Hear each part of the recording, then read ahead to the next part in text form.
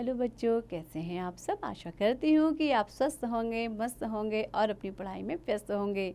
आपकी इसी पढ़ाई को आगे बढ़ाते हुए आज हम पढ़ने जा रहे हैं एक नया पाठ, एक नया चैप्टर, एक नया अध्याय, जिसका शीर्षक है सच्चे मित्रों को पहचानो। बच्चों, आपको अपने सच्चे मित्र जब आप बनाते हैं तो उनकी पहचान आप कैसे करेंगे, इसके बारे में ये पाठ है। आइए सबसे पहले इस पाठ का थोड़ा सा परिचय ले लें। किशोरावस्था में सभी को अनेक मित्र बनाने अच्छे लगते हैं, लेकिन इस प्रेरक प्रसंग यानी कि जो आपको क्या देता है, प्रेरणा देता है, कुछ न कुछ शिक्षा देता है। बताया गया है कि अनेक मित्रों के स्थान पर एक या दो मित्र बनाने अच्छे होते हैं। जो सच्चे मित्र नहीं होते वे सिर्फ मित्र बनने का दिखावा करते हैं, वे अपना मतलब निकालकर एक और हो जाते हैं।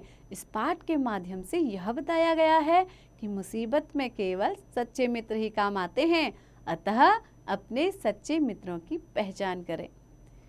तो आइए बच्चों, इस कहानी के माध्यम से समझते हैं कि हमें कैसे मित्र बनाने चाहिए और उनकी पहचान कैसे करनी चाहिए। किसी गांव में एक किसान रहता था। उसका एक लड़का था। लड़के का नाम नंदलाल था। किसान प्यार से उसे नंदू कहता था। वह बड़े लाड़ प्यार में पाला गया, लेकिन पढ़ाई में बुद्धू निकला। वह हमेशा दोस्तों के घर जाकर खेला करता था। माँ बाप उसे डांटा करते, फिर भी वह सुधरने का नाम न लेता था।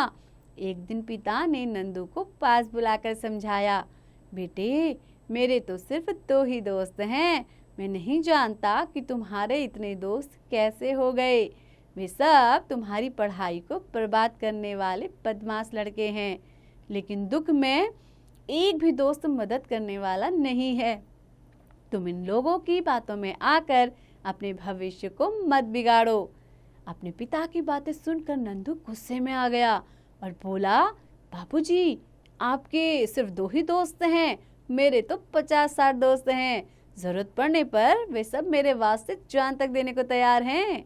लड़के की मूर्खता पर उसके पिता को हंसी आ गई। उन्होंने कहा, अच्छी बात है, चलो हम तुम्हारे और अपने दोस्तों की परीक्षा लेंगे।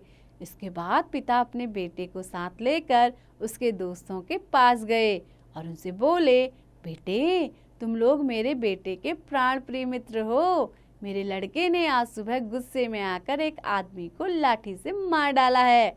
अब इसे तुम लोगों को बचाना होगा।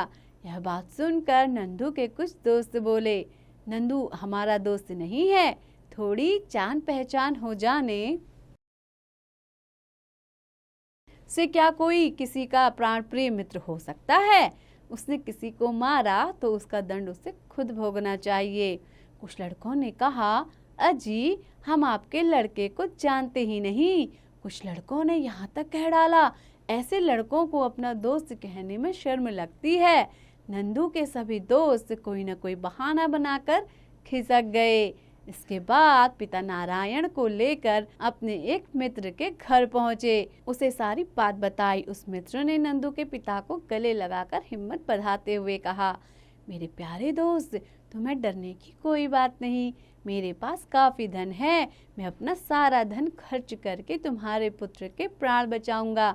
तुम चिंता मत करो। इसके बाद पिता अपने पुत्र को दूसरे मित्र के घर ले गए। उसे भी सारी बात सुनाकर अपने पुत्र के प्राण बचाने की प्रार्थना की।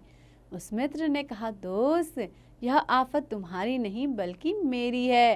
तुम्हारे तो एक ही बेटा है, मेरे 5 बेटे हैं।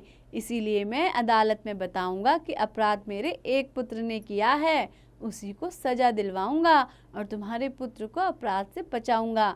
मैं तुम्हारा दोस्त हूँ। अगर इस आफत के वक्त तुम्हारी मदद न करूँ तो हमारी दोस्ती का मतलब ही क्या रहा। तुम डरो मत, मैं देखूंगा तुम्हारे पुत्र पर कोई आँच न आने पाएगी। इस तरह समझाकर उस मित्र ने पिता और पुत्र को घर भेज दिया। ये बातें सुनकर नारायण अचरज में पड़ गया।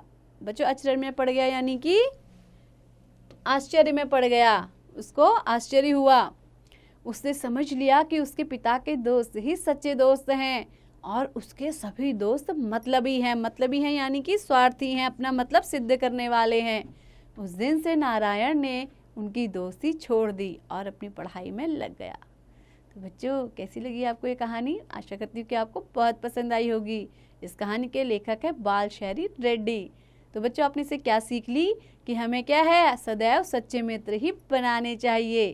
तो ऐसे ही पढ़ते रहिए, आगे बढ़ते रहिए और हाँ, इसका अभ्यास भी जरूर कीजिए।